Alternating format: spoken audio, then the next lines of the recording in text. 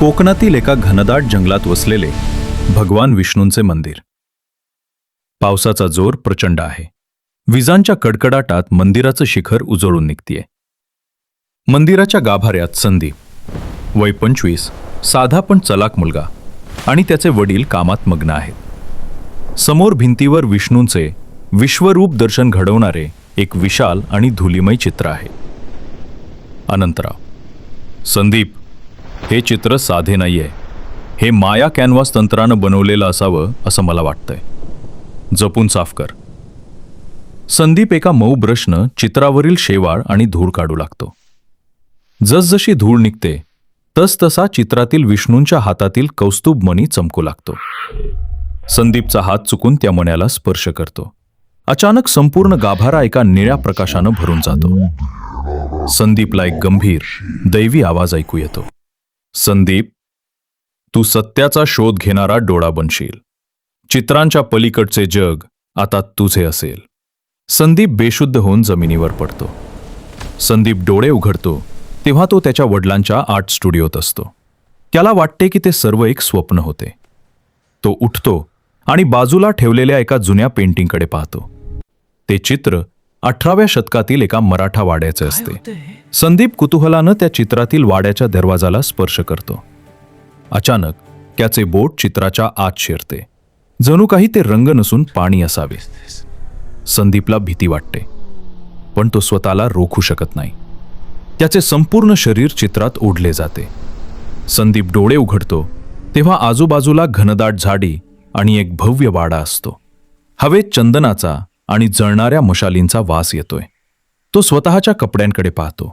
त्याचे आधुनिक कपडे बदलून आता त्यानं त्या काळातील धोतर आणि सदरा घातलेला असतो. तेवढ्यात त्याला कोणाचे तरी बोलणं ऐकू येते. तो एका खांबामागे लपतो. 2 मराठा सरदार गुप्तपणे चर्चा करत असतात. नकाशा सुरक्षित आहे ना? जर हा खजिना शत्रूच्या हाती लागला तर स्वराज्याचे मोठे नुकसान होईल. सरदार 2: हो, मी तो वाड्याच्या गुप्त तळघरात मत्स्य चिन्हाच्या मागे लपवला आहे. संदीपला धक्का बसतो. तो इतिहासातील एका गुप्त संभाषणाचा साक्षीदार असतो. तेवढ्यात एका सैनिकाची नजर संदीपवर पडते. कोण आहे तिथे? पकडा त्याला. संदीप जीवाच्या आकांतानं पळतो. त्याला बाहेर कसे पडायचं हे माहीत नसते. धावता धावता त्याला भिंतीवर एक पाण्याचा हंडा दिसतो, ज्याच्या पाण्यात सूर्याचे प्रतिबिंब पडलेले असते. त्याला विष्णूंचा आवाज आठवतो. जिथे प्रकाश आहे तिथेच मार्ग आहे.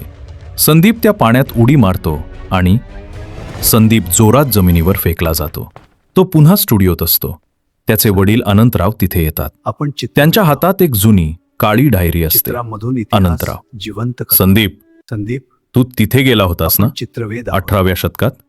बाबा, हे काय जिवंत करतो? मला काहीच समजत नाहीये. अनंतराव: हे आपल्या घराण्याचे गुपित आहे संदीप. आपण चित्रवेद आहोत. आपण चित्रांच्या माध्यमातून इतिहास जिवंत ठेवतो. पण सावध राहा, ही शक्ती शापही ठरू शकते. मैत्रिणीचे आगमन. तेवढ्यात संदीपची मैत्रीण पारू धावत स्टुडिओत येते. ती खूप घाबरलेली असते. संदीप, माझ्या घरात जे माझ्या आजोबांचे जुने पोर्ट्रेट आहे ते अचानक बदलायला लागले.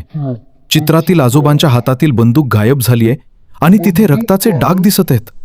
संदीप आणि अनंतराव एकमेकांकडे पाहतात. त्यांना समजते की कोणीतरी इतिहासाशी छेडछाड करायला सुरुवात केली आहे. संदीप पारूच्या घरी जातो आणि त्या चित्राला स्पर्श करतो. चित्रातून एक थंड, काळी सावली बाहेर येण्याचा प्रयत्न करत असते. संदीपचे डोळे निळे चमकू लागतात. स्क्रीनवर शब्द येतात: चित्रवेद, कालप्रवाह, रहस्य अजून बाकी आहे. पुढील भागात संदीप पारूच्या आजोबांच्या चित्रात शिरून त्या खुनी सावलीचा शोध घेईल का? आणि तो खजिना नेमका कोठे आहे